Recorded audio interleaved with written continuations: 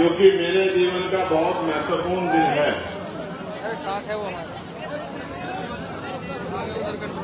जिस तरह से बालक के पहले गुरु उसके माता पिता होते हैं और बाद में जिस शिक्षक द्वारा उसको पढ़ाया जाता है वो उसके गुरु होते हैं। और गुरु का दर्जा माता पिता के दर्जे से भी ऊपर माना गया है। कहा गया है, गुरु गोविंदो खड़े काके लागे पाए, बलिहारी गुरु आप में गोविंद दियो बताए। कि गुरु का जो दर्जा है वो,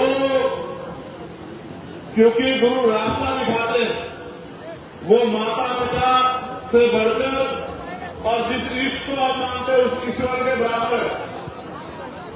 तो मेरे राजनीतिक गुरु मानव साहब श्री काशीराम, जिनका आज परिनिर्वाण दिवस है, तो ये दिन मेरे जीवन में बहुत अहमियत रखता है। इस परिनिर्वाण दिवस पे मुजफ्फरनगर मोहना की ऐतिहासिक धरती, बराबर में हमारा बहुत बड़ा तीर्थ सुप्रताल, यहां उपस्थित इस क्षेत्र की महान जनता, मेरी माताएं बहनें, मेरे नौजवान छोटे भाइयों, मुझसे बड़े बुजुर्गों, मेरे हम उम्र साथियों, प्रेस के साथियों, पुलिस के साथियों, मेरे लिए ये दिन जहां एक तरफ दुख का पीड़ा का दिन है कि हमारे रहबर हमें छोड़कर चले गए, और कहने वाले ये भी कहते हैं कि अगर वो 10 साल और जी जाते, शायद इस देश में कमजोर वर्गों के बीच का कोई व्यक्ति प्रधानमंत्री की कुर्सी पर बैठता। किसान, कमेरा, नौजवान, गरीबों का सच्चा हितैषी, महिलाओं का रक्षक इस देश की सर्वोच्च कुर्सी पर बैठता। लेकिन जब वो चले गए हैं तो अब रोने चिल्लाने से कुछ नहीं होने वाला। आपको और मुझे इस संकल्प सभा में ये संकल्प लेना है कि हमें माननीय श्री काशीराम के हर अधूरे सपने को पूरा करना है। आज इस ऐतिहासिक धरती से हम लोग संकल्प लेते हैं। मैं अपनी बात को शुरू करते हुए सभी धर्मों में जन्मे सभी संतों, गुरुओं, महापुरुषों को नमन करता हूं। और उनमें भी राष्ट्रपिता ज्योतिबा फूले, छत्रपति साहू जी महाराज, डॉक्टर बाबा साहब अम्बेडकर, ईवी रामानायकर कल्याण स्वामी, कल्याण ललन यादव, बाबू जगदेव प्रसाद कुशवाहा, जननायक कपूरी ठाकुर, चौधरी चरण सिंह जी, महाराज रामसू वर्मा, संग्राम प्रजापति,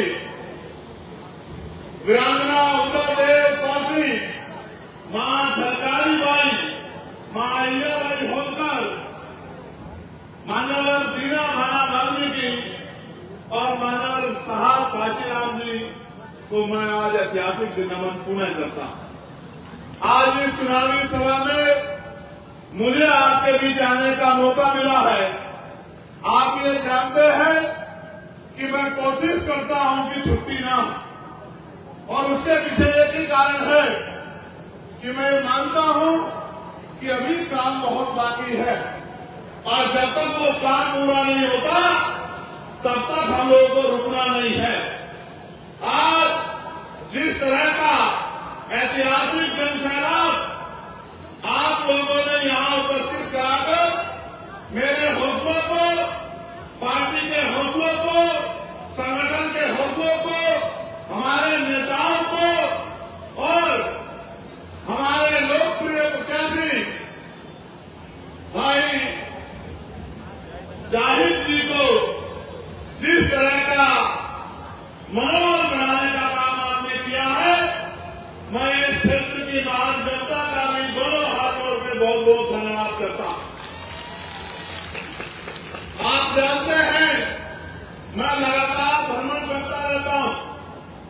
और एक खुशी इस बात की है कि जहां दूसरी तरफ हर पार्टी आर्थिक रूप से बड़ी सक्षम है, उनके कार्यकर्ताओं में बड़े बड़े साधन संसाधन हैं, उनके पास मीडिया को देखने के लिए तमाम तरह के ऐड हैं, व्यवस्थाएं हैं।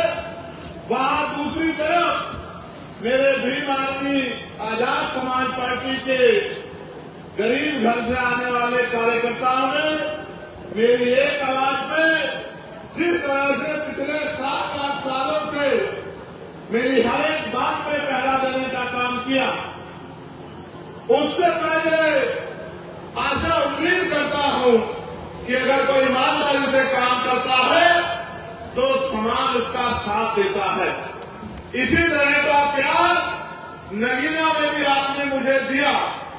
सभी जाति धर्मों के लोगों ने मुझे वोट देकर और बड़ी बड़ी पार्टियां जिनमें बड़े बड़े नेता हैं, बड़े बड़े साधन हैं, उन बड़ी बड़ी पार्टियों पे भरोसा न करके जिस तरह से नगीना के लोगों ने आशीर्वाद देकर, प्यार देकर मुझे वोट की ताकत से कामयाब बना के भेजा, उसी तरह से जिस तरह की मेहनत मैंने वहां देखी थी, मेरे भीम आर्मी के साथी, हमारे आजाद समाज पार्टी के नेता, उसी तरह के कार्यकर्ता मेहनत यहां इस मीरापुर विधानसभा में भी कर रहे हैं।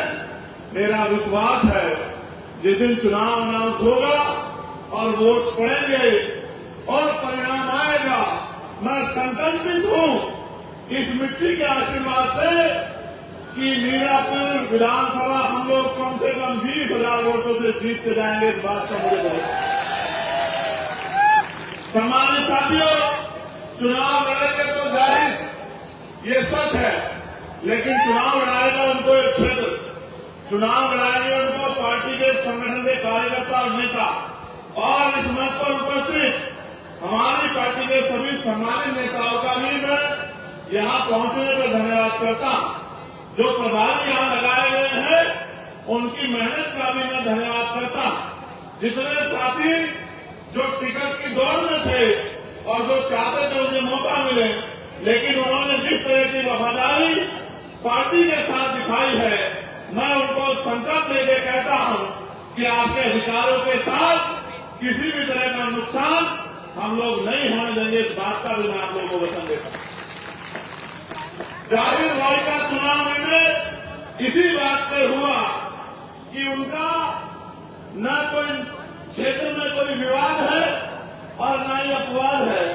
वो निर्विवाद व्यक्ति हैं और पहली बार चुनाव के मैदान में आए हैं और उनके साथियों ने जिस तरह से पार्टी के प्रति सम्मान का भाव प्रकट करते हुए उनके हाथ मजबूत करने का काम किया। मैं भाई जाहिद से भी ये कहूंगा, उनके परिवार से भी ये कहूंगा कि उनको इन साथियों को साथ लेकर चलना है, इनकी बात को मजबूत करना है, इनकी बात को कभी कमजोर नहीं पड़ने देना है। और जिस तरह से मंडल के प्रदेश कमेटी के और जिले के संगठन ने हाथों हाथ मेरी बात को मजबूत करने का काम किया, उसके लिए भी मैं उनका कोटि कोटि धन्यवाद करता हूं। सम्मानित साथियों, मानव काशीराम साहब जिनका आज परिनिर्वाण दिवस है, उनके बहुत सारे लक्ष्य और सपने थे। लक्ष्य उन्होंने निर्धारण किए और लक्ष्य लगभग उन्होंने पूरे किए, लेकिन एक लक्ष्य उनका अधूरा रह गया। वो लक्ष्य ये था जिसका मैंने सबसे पहले जिक्र किया कि एक दिन ऐसा आएगा कि बाबा साहब अम्बेडकर के बच्चे, इस विचारधारा को मानने वाले लोग देश की सर्वोच्च कुर्सी पर बैठेंगे। उनकी औलाद होने के नाते, उनके अनुयायी होने के नाते मेरी आपकी हर सबकी जिम्मेदारी रहती है कि हम उनके अधूरे सपने को पूरा करें। करना चाहिए नहीं करना चाहिए बताओ? अगर कोई पिता अपने बच्चों के सामने किसी काम को अधूरा छोड़ के चला जाए तो उनके बच्चों की जिम्मेदारी बनती है नहीं बनती है कि उनके अधूरे काम को पूरा करें। मुझे दोनों हाथ उठा के बताओ कि इस काम को पूरा करने में मेरी मदद करोगे नहीं करोगे? तो आओ फिर मेरी बातों पर गौर करो। आप जानते हैं जब आजाद हुआ 15 अगस्त 1947 को, मैं बार बार समझाता हूं और आज फिर आपसे कह रहा हूं और आपकी बात समझ में आएगी। मैं इस बात की भी गारंटी देता हूं, मेरी गारंटी मोदी जी की गारंटी जैसी नहीं है जो कभी पूरी नहीं होती। मेरी गारंटी तो वो गारंटी है जो पूरी भी होगी और जिस दिन पूरी होगी आपको एहसास भी होगा। मैं आपको विश्वास दिलाता हूं, जब आप मेरी बात को यहां से सुन के घर की तरफ लौटेंगे और अगले कुछ समय से पहरा देंगे तो आपको एहसास हो जाएगा कि मैंने आपको किस माध्यम से क्या समझाया। तो जब 14 अगस्त 1947 को देश अंग्रेजों के अधीन था, जिस व्यक्ति की जेब में 100 रुपए थे, 15 अगस्त को आजाद होने के बाद 16 अगस्त 1947 को उसकी जेब में 100 रुपए थे। 14 अगस्त को जिसके पास 1 बीघा जमीन थी, 16 अगस्त को आजादी के बाद भी उसके पास 1 बीघा जमीन ही थी।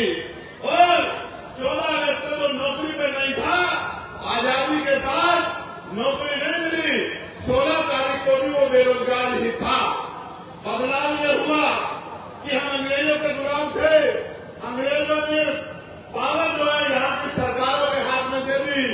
अंतिम सरकार पंडित जवाहरलाल नेहरू जी के नेतृत्व में बनी, लेकिन असली आजादी किसान के मेरे नौजवानों को कम मिली जब इस देश में 26 जनवरी 1950 को बाबा साहब अम्बेडकर का संविधान लागू हुआ। उस संविधान से क्या परिवर्तन हुआ? उस संविधान से परिवर्तन हुआ कि सभी लोग इस देश में बराबर होंगे। जो गैर बराबरी है, लोकतांत्रिक व्यवस्था उस गैर बराबरी को खत्म करने का काम करेगी। कैसे? जिसके पास जमीन नहीं है, सरकारें बनने के बाद उनको जमीन देके जो है उनको इस गैर बराबरी से मुक्ति दिलाई जाएगी। जो पढ़े लिखे लोग हैं उनको रोजगार दिलाने का काम किया जाएगा। जो नहीं पढ़े लिखे हैं उनको पढ़ाने का काम किया जाएगा। जिसके घर में छत नहीं है उसको छत देने का काम किया जाएगा। जो जाति के आधार पर गैर बराबरी और ऊंच नीच है, इसको संविधान 26 जनवरी 1950 को पहले दिन से खत्म करता है। आज के बाद जाति धर्म के आधार पर ऊंच नीच नहीं होगी, हर व्यक्ति बराबर होगा और कोई जाति धर्म के आधार पर किसी का अपमान नहीं कर पाएगा। उसी तरह से धर्म के आधार पर सब लोगों को बराबरी होगी।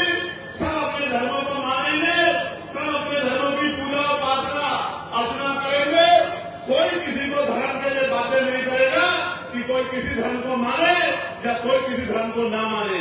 ये सारी तरह की बराबरी, यानी कि इंसानों को बराबरी का अधिकार और इज्जत की जिंदगी और अधिकारों के साथ जीने का अधिकार 26 जनवरी 1950 को मिला। और जिम्मेदारी सौंपी गई सरकारों को कि सरकार अंतिम व्यक्ति की पीड़ा को सुनने का काम करेगी। लेकिन आप एहसास करके देखो, आजादी के 75 साल बाद हमें क्या मिला है? आज भी हजारों लोग ऐसे हैं या लाखों लोग ऐसे हैं जिनके सरों पर पक्की छत नहीं है। मैं अभी दिशा कमेटी की मीटिंग में बिजनौर गया था। पिछली बार हमारे यहाँ 933 मकानों का लक्ष्य था, इस बार फिर अभी भी लक्ष्य है। मैंने बैठते हुए कहा कि जिलाधिकारी महोदय, अगर मेरे लोकसभा क्षेत्र में 1 बीघा ऐसा होगा जो कच्चा होगा, जिसके सर पर छत नहीं होगी, तो ये बिल्कुल किसी कीमत पर स्वीकार नहीं किया जाएगा।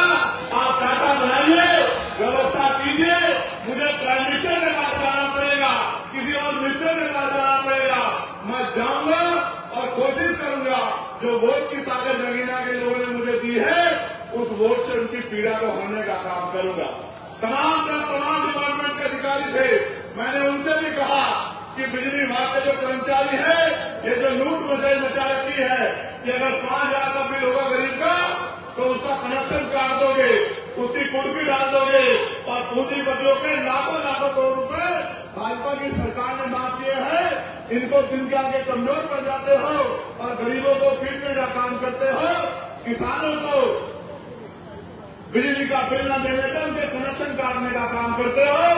मेरी लोकसभा क्षेत्र में अगर कोई कर्मचारी किसी गरीब को इस नीयत से कि मुझे उससे कुछ पैसे लूटने हैं, ये लूट खसोट का काम करेगा तो उसको किसी कीमत पे बर्दाश्त नहीं किया जाएगा। ऐसे कर्मचारियों पे कार्रवाई करने का काम आपको करना पड़ेगा। और उन्होंने मुझे आश्वासन दिया कि सांसद साहब, मैं विश्वास दिलाता हूं, एक भी घटना ऐसी पाई जाएगी तो उन पर कार्रवाई होगी। ये आपका क्षेत्र है। 75 साल बाद क्या मिला? पढ़े लिखे नौजवान बैठे हैं, बताओ नौकरी मिल रही है? मिल रही है? तो फिर सरकारें किस लिए? पढ़े लिखे हमारी बेटियां परेशान है, हमारे बीएड के बीटीसी के बच्चे परेशान हैं, भर्तियां नहीं आ रही। 69,000 शिक्षक भर्ती में घोटाला हो गया। 20,000 पदों पे आज तक मैंने आंदोलन किया था, 6,000 आपको नौकरियां दिलाने का काम किया था, फिर उसमें रोक लगी, फिर हाईकोर्ट से उसको ऑर्डर हो गया, फिर सुप्रीम कोर्ट चला गया। ऐसे ही वो बच्चे सड़कों में परेशान घूम रहे हैं। आपके सामने सब कुछ हो रहा है। कोई भर्ती आती है पुलिस की, अभी आई थी, भर्ती में घोटाला हो गया, पेपर लीक हो गया, फिर मैंने मांग उठाई, दोबारा लेटर लिखा, फिर उसका पेपर दोबारा हुआ। अब पता लगता है कब उनको नौकरी मिलेगी। आप ये देखो मिल क्या रहा है। यहाँ क्षेत्र के किसान, ये हमारा गन्ना भाव बैठ है, गन्ना की फसल के जो है ना तो दाम किसान तय कर पाता है और ना नीले समय पे पैसा देती है। आपने जिनको एमएलए बना के भेजा है, एमपी बना के भेजा, वो पता नहीं क्या करेंगे। मैं आपको विश्वास दिलाता हूँ किसान भाइयों, अगर आपने मेरे हाथों को मजबूत करा और भाई गाइड को जो ताकत देने में काम करी, जो मील पैसा नहीं देगी उस मील पे ताला लगा दिया जाएगा जब तक आपके पैसे नहीं मिलेंगे।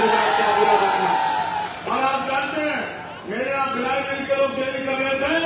मैंने परसों तक मीटिंग हुई तो जिलाधिकारी ने कहा कि भिलाई मिल वालों को बिठा के समझा देना, मुझे उनसे कुछ नहीं चाहिए, लेकिन अगर किसानों को पैसे नहीं मिलेंगे तो मिल नहीं चलेगी। इस मिल पर ताला लगाने का काम यहाँ का मौजूदा सांसद करेगा, इस बात को आप ध्यान रखना।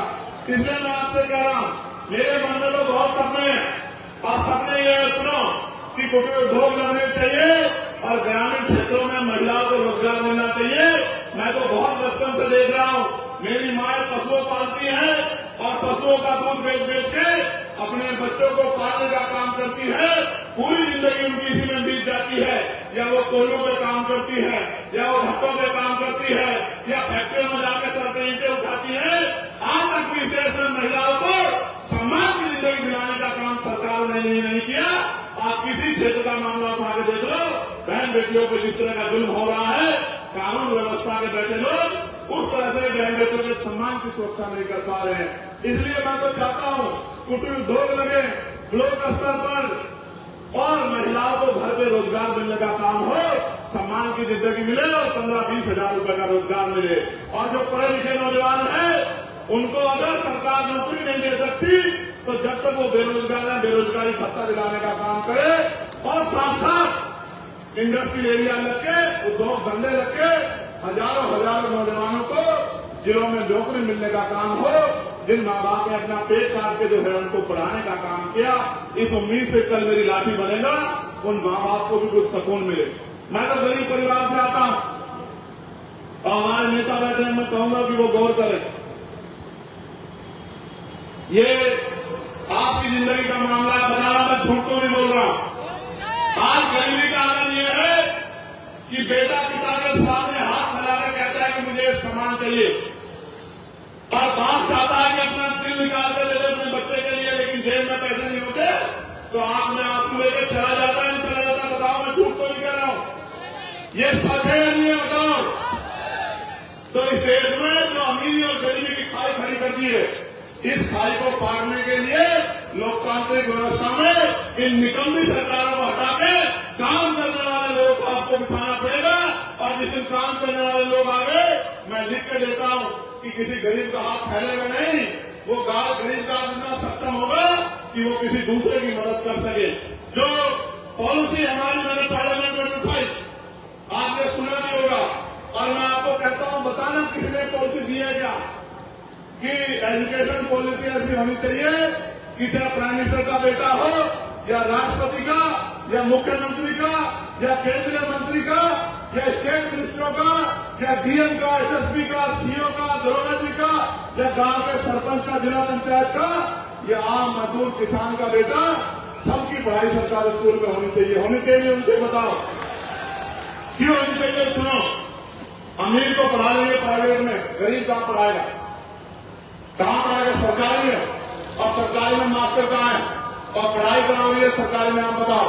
और अगर सरकारी में पढ़ाई लानी है तो फिर जिलाधिकारी के बेटे को पढ़ाओ, एसएसपी के बेटे को पढ़ाओ, मंत्री के बेटे को पढ़ाओ, विधायक के बेटे को पढ़ाओ, क्योंकि कानून को बनाते हैं, कानून को वो लागू कराते हैं। जब उनके बच्चों को अच्छी पढ़ाई देने की बारी आएगी तो गरीब किसान मजदूर के बच्चे को भी अच्छी पढ़ाई मिलेगी। और जो जेब कटाई होती है इस नाम पर प्राइवेट स्कूलों में, वो जेब कटाई बंद हो जाएगी। मैंने कहा पार्लियामेंट में कि हेल्थ पॉलिसी ऐसी होनी चाहिए कि गरीब को भी बेहतर से बेहतर इलाज मिलेगा। कैसे? अमीर को प्राइवेट में चला जाएगा, गरीब तो आ जाएगा, बताओ कहां जाएगा? तो मैंने कहा कि सरकारी अस्पताल में सुविधा कब आएंगी, डॉक्टर तब मिलेगा, मशीनें तब होंगी, टेस्ट तब होंगे, दवाइयां तब मिलेंगी जब जिलाधिकारी का बेटा, उप जिलाधिकारी का बेटा, बीडीओ का बेटा, सीडीओ का बेटा, जब विधायक का बेटा, मंत्री का बेटा और खुद बीमार होने पे ये सब लोग, उनके परिवार के लोग, और मुख्यमंत्री हो, उप मुख्यमंत्री हो, या मिनिस्टर हो, या प्रमुख सचिव हो, या डीजीपी हो, जितने भी अधिकारी कर्मचारी हैं, जितने नेता संवैधानिक पदों पर सरकारी मान्यता लेते हैं, गांव के सरपंच से लेके और राष्ट्र तक सबका इलाज सरकारी अस्पताल में होना चाहिए। जब एक बेड पे किसान लेता होगा और दूसरे बेड पे जिले के जिलाधिकारी लेते होंगे या एसएसपी लेते होंगे, बताओ अच्छा इलाज होगा नहीं होगा? बताओ होगा नहीं होगा? बताओ। और आज जो प्राइवेट में जाके जेब कटाई होती है बंद होगी नहीं होगी? आपके जीवन में बदलाव होगा नहीं होगा? तो मैं तो कोशिश करता कि ऐसी पॉलिसियां बने। मैंने एक मांग उठाई थी 29 जुलाई को, आप ऑन रिकॉर्ड पढ़ लेना कि पार्लियामेंट में जाने के बाद हमने क्या प्रयास किए हैं। मैंने मांग उठाई थी कि न्यूनतम वेतन 700 रुपए होना चाहिए। 300-400 रुपए की मजदूरी में गरीब अपने बच्चों का पेट नहीं पाल सकता, महंगाई इतनी बढ़ गई है। तो सरकार को न्यूनतम मजदूरी जो है अभी 10-12 दिन पहले वो बढ़ाकर 783 रुपए करनी पड़ी और अक्टूबर के 1 माह से 1 तारीख से वो लागू हुई। ये किया हमने पार्लियामेंट में जाके। और साथ साथ ये जो हमारे पुलिस के भाई हैं उत्तर प्रदेश के, इनको 12 घंटे, 14 घंटे, 16 घंटे ड्यूटी करनी पड़ती है। मैंने इनके लिए भी मांग उठाई कि इनको 8 घंटे की जो है ड्यूटी होनी चाहिए और सप्ताह में 1 दिन इनको छुट्टी होनी चाहिए और बॉर्डर स्कीम से इनको जो है बाहर करना चाहिए।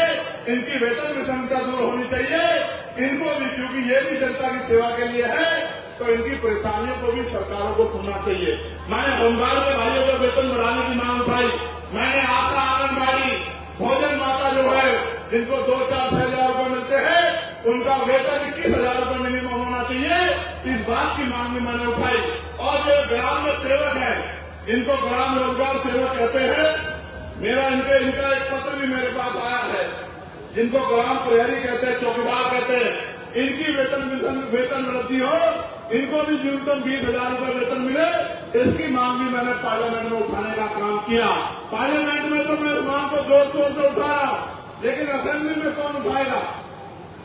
मैं असेंबली का हिस्सा नहीं हूं। असेंबली में वो उठाएगा जिसको आप चुन के अपनी वोट से विधानसभा में भेजने का काम करोगे। मजदूरों के बच्चों को अच्छी पढ़ाई मिले, गरीबों के बच्चों को अच्छी पढ़ाई मिले, पढ़े लिखे नौजवानों को रोजगार मिले, कौन उठाएगा? जिसको आप चुन के भेजोगे। आपको तो मौका जल्दी आ गया है, वरना लोगों के पास तो 2027 में आएगा। मैं आपको कहना चाहता हूं, क्या मेरे काम में कमी है? दोनों हाथ उठा के बताओ, मेरे काम में कमी है? कोई ऐसी एक मांग बताओ जिसपे आपके लिए लड़ता नहीं। क्या कभी आपके लिए जेल की परवाह करी? क्या लाठी की परवाह करी? और तो गोली भी खानी पड़ी, क्या गोलियों पे डरा? तो जब मैं पीछे नहीं हट रहा हूं, तो महापुरुषों के सपने को पूरा करने के लिए आप लोग क्यों पीछे हटना चाहते हैं? बताओ, मदद करोगे नहीं करोगे? मैं विश्वास दिलाता हूं किसान भाइयों को कि किसान किसी के दफ्तर में कागज लेके नहीं खड़ा होगा अगर उसने मुझे ताकत देने का काम किया, भाई जायज को ताकत देने का काम किया, वोट की ताकत से मजबूत करने का काम किया। मैं आपको विश्वास दिलाता हूं, हम संघर्ष करेंगे, इतना संघर्ष करेंगे कि हर गांव तक गली गली तक जाएंगे, हमने तैयारी करनी है। ये इम्तिहान है मीरापुर के लोगों, इस इम्तिहान को अपना इम्तिहान बना लो। ये जो मेरा इम्तिहान है, जाहिर का इम्तिहान है, आजाद समाज पार्टी का इम्तिहान है, इसको अपना इम्तिहान बना के एक ताकत यहाँ से बना के दे दो। और फिर आप देखना कि पूरे प्रदेश में गली गली गांव गांव घूम के, और मैं विश्वास दिलाता हूं अपने पिछड़े वर्ग के भाइयों को, पाल समाज के भाइयों को, प्रजापति समाज के भाइयों को, कस्तर समाज के भाइयों को, गुर्जर समाज के भाइयों को, जाट समाज के भाइयों को, सिख समाज के भाइयों को और तमाम सैन समाज के भाइयों को, विश्वकर्मा समाज के भाइयों को, कि उनके बच्चों को भी जो आरक्षण का लाभ मिलना चाहिए था 52% आबादी होने के बाद, इस आरक्षण को बढ़वा के जातिगत जनगणना करा के 52% कराने का काम भी हम लोग करेंगे। मेरी बात को आप याद रखना। मैं तो आपसे कह रहा हूं, डर के साए में क्रिश्चियन समाज के लोग, मुस्लिम समाज के लोग, कोई दाढ़ी पकड़ के मार देता, कोई टोपी पहनने में मार देता। और आज तो आलम क्या हो गया है, एक माहौल बना जा रहा है वीडियो बनवा के कि हर धर्म के इसके खिलाफ, कभी बुद्धिस्टों के खिलाफ, कभी सिख भाइयों के खिलाफ, और ट्रेन बना के हजरत पैगंबर मोहम्मद साहब के खिलाफ जिस तरह की बयानबाजी करके जो है वही बंटवारा करने का, हिंदू मुस्लिम करने का जिस तरह का प्रयास किया जा रहा है, ये भी किसी छिपावा नहीं है। और ये जो लोग भाषण देते हैं चाहते हैं, मैं आपको भी सावधान करते हुए कहना चाहता हूं, ये चाहते हैं कि आप इलेक्शन करें, सड़कों में आए, और जब आप सड़कों पे आएंगे तो इनका एजेंडा कामयाब हो जाएगा। जो सरकार में लोग बैठे हैं, मैं आपको कहता हूं, आप बताओ सड़कों पे जब आपने हमें वोट दी है और हमारा साथ देने की बात कर रहे हो, तो आप पे आंसू पोंछने का काम और आप पे हर उठी हुई उंगली को रोकने का काम हम लोग करेंगे। इस बात का भी आप लोगों को विश्वास और वचन देता। लेकिन मैं आपसे कह रहा हूं, इनकी कठपुतली मत बनो, इनकी बातों में मत आओ, ज्यादा लापरवाह मत बनो। आप समझदार लोग हैं, ये कोई बहुत ताकतवर लोग नहीं है जो इस तरह की भाषा का प्रयोग कर रहे हैं। और किसी धर्म के लोग इनको पसंद नहीं कर रहे, यहाँ तक कि हिंदू धर्म के लोग इनको पसंद नहीं करते, लेकिन ये अपने नेताओं के एजेंडों पर काम कर रहे हैं। हमें समझदारी दिखानी है, लापरवाही नहीं करनी। मैं आपको भी कहना चाहता हूं, जाहिर भाई प्रत्याशी है और वो मेहनत कर रहे हैं, और मैं अपने साथियों को कहना चाहता हूं, पुराने साथियों को जो मैं देख रहा हूं कि आज जो है वॉलंटियर की ड्यूटी कर रहे हैं, मैं उन सबको कहना चाहता हूं, हरियाणा में परिणाम हमारे फेवर में क्यों नहीं रहे, सुनना चाहते हो? करनी बात है, इसलिए मेरे फेवर में, क्योंकि वहां आप विरोधियों से नहीं लड़ रहे थे, आपस के मन मुटाव से लड़ रहे थे। मैं जानता हूं आपकी ताकत को। जब जब आपने एकजुट होकर काम किया है संगठन और पार्टी के लोगों ने, तो फिर कोई लक्ष्य नामुमकिन आपके लिए नहीं है। लेकिन जब जब आपने मिशन से भटककर किसी व्यक्तिगत स्वार्थ पे या अपने आप को किसी को नीचा दिखाने के लिए काम किया है, तो उसका नुकसान पार्टी संगठन को हुआ है। मैं आपकी ताकत से वाकिफ हूं। मैंने आपकी ताकत दिल्ली में देखी, जब मैं पहली बार जब मेरे ऊपर मुकदमे लगे और आपने दिल्ली लाने का काम किया। मैंने आपकी ताकत एनआरसी के आंदोलन में देखी, जब आपने मेरी एक आवाज पे पूरे देश में आंदोलन करने का काम किया। मैंने आपके ताकत जब दिल्ली में सदगुरु गुरु रविदास जी महाराज गुरु घर तोड़ दिया गया, तब मैंने आपकी ताकत दिल्ली में देखी कि आपने केंद्र की सरकार को और सुप्रीम कोर्ट को झुकाने का काम किया। मैंने आपकी ताकत 2 अप्रैल में देखी। मैंने किसान आंदोलन में मेरी एक आवाज पे जिस तरह से 13 महीने आपने साथ दिया, मैंने आपकी ताकत वहां देखी। और जब पहलवान बेटियों के अपमान किया गया, दिल्ली में जंतर मंतर का आंदोलन हुआ और आपने मेरी एक आवाज को खड़े होकर आके बाकी सरकारों को ऐलान करने का काम किया कि हम पहलवान बेटियों के साथ है। मैंने आपकी ताकत तब भी देखी। लेकिन मैं जानता हूं, क्योंकि आप सीधे लोग हैं, इस देश में 100 साल से जो पार्टियां काम कर रही है उनको भी एहसास नहीं है। उनके आगे कुछ अच्छे बुरे लोग हैं, लेकिन आपको लक्ष्य को लेकर निकले हैं। आपका कोई अपना लक्ष्य नहीं है। आपका लक्ष्य हाथों में अंतिम जो व्यक्ति है उसको सम्मान और सुविधा और अधिकार दिलाने का लक्ष्य है। तो मैं आपसे कहूंगा, ये जिम्मेदारी मैं उन लोगों के भरोसे छोड़ता हूं जिन्होंने मेरे आए बगैर ही आटा जिला पंचायत मुझे यहाँ से जिता के भेजे थे। मैं उन मुजफ्फरनगर के साथियों के भरोसे आपकी जिम्मेदारी छोड़ता हूं कि ये मीरापुर विधानसभा ना जायज लड़ रहे हैं, न इनका परिवार लड़ रहा है, ये मीरापुर विधानसभा चंद्रशेखर आजाद लग रहा है और चंद्रशेखर आजाद को ताकत देनी है, कमजोर करना, ये आपको तय करना। आप जानते हो अगर मेरी ताकत बढ़ेगी तो क्या कोई आप पे जुल्म कर देगा? बताओ, दोनों हाथ मारे मांगा से कर देगा? कोई बहन बेटे को गलत में से दे देगा? कोई अधिकारी आपको परेशान कर देगा? मैं तो आपको कह रहा हूं कि मैं आपके ऊपर छोड़ता हूं और मैं शांत हो जाता हूं। मैं आपसे पूछना चाहता हूं, क्या मेरे हिस्से में ताकत आनी चाहिए नहीं आनी चाहिए? बताओ। नहीं, जोर से होगा। मैं आज का मैं नहीं मानता इस बात को। मैं एकजुट होकर बताओ, आनी चाहिए आनी चाहिए? क्या मीरापुर हमारे हिस्से में आनी चाहिए आनी चाहिए?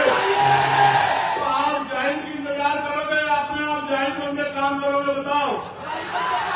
आप सिर्फ जैन बन के नहीं, मुजाहिद बन के काम करना कि हमें जो है इस लड़ाई को जीतना। कर दोगे नहीं कर दोगे? और ये भाईचारा बना लोगे नहीं बना लोगे? और जब जैसे आपकी ताकत आज बनी है, आप देखना बहुत सारे लोगों को नींद नहीं आएगी, नींद नहीं आएगी और वो लग जाएंगे कि कोई झगड़ा हो जाए, कोई विवाद हो जाए। तो मैं आपको धैर्य रखने के लिए भी कहूंगा, समझदार दिखाने के लिए कहूंगा, 2 कदम पीछे हटने के लिए कहूंगा, लेकिन इसलिए कि लोगों का भला करना, इसलिए पीछे हटने कहूंगा। लेकिन ये आपसे कहूंगा कि अब आपके कंधों पर जिम्मेदारी है। कौन कहता है नौजवान कमजोर होता है? कौन कहता है? शहीद आजम सरदार प्रताप सिंह सराभा 19 साल के थे जब उन्होंने देश की आजादी के लिए बलिदान दिया था, अंग्रेजों के सामने घुटने नहीं टेके, शहादत स्वीकार की थी। शहीद आजम सरदार भगत सिंह 23 साल के थे जब उन्होंने हंसते हंसते फांसी का फंदा चुमा था। और शहीद आजम संत शहीद शिरोमणि उधम सिंह जी, जिन्होंने जनरल वॉरबाग को लंदन में जाकर सबक सिखाने का काम किया था। कौन कहता नौजवान कमजोर होता है? नौजवान जो है निर्माण नहीं कर सकता।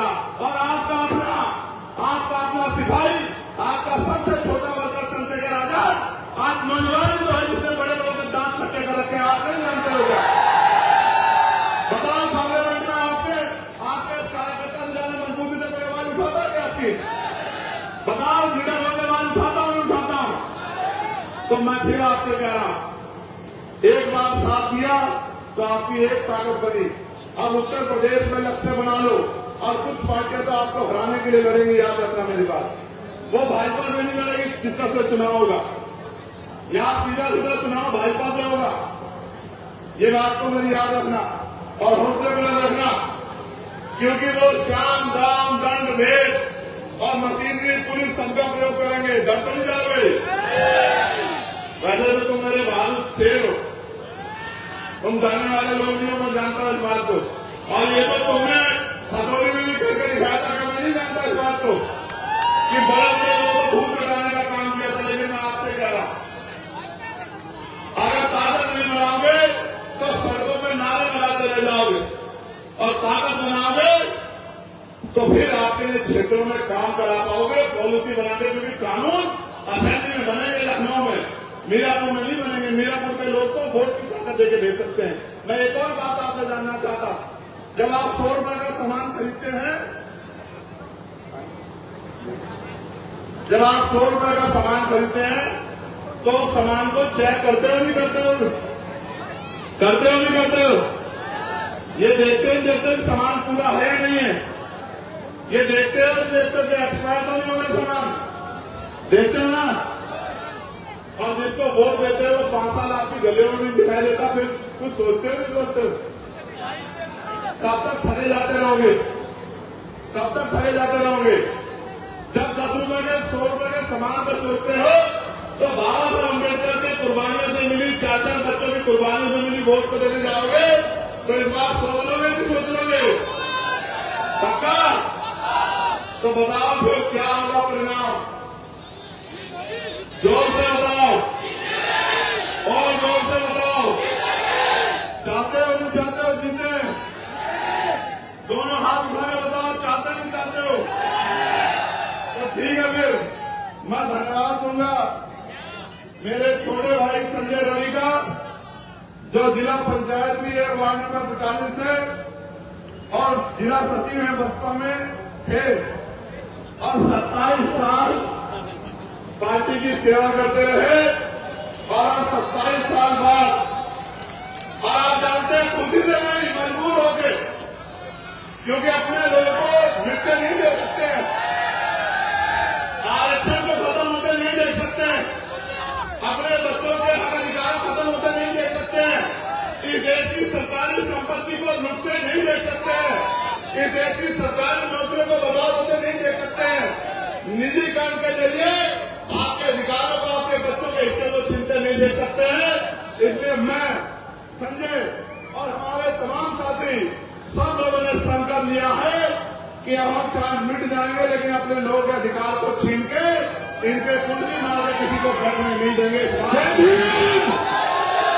मैं धन्यवाद दूंगा ये माननीय के सभी साथियों का, आजाद समाज पार्टी के सभी साथियों का, हमारे मिशन 78 के सभी नेताओं का और हमारे अनुशासन समिति का, हमारे लीगल सेल के साथियों का, और सबसे ज्यादा धन्यवाद दूंगा आपका। मेरे साथ ऐसे दोनों हाथ मारे खड़े हो जाओ, अपनी जगह पर खड़े हो जाओ।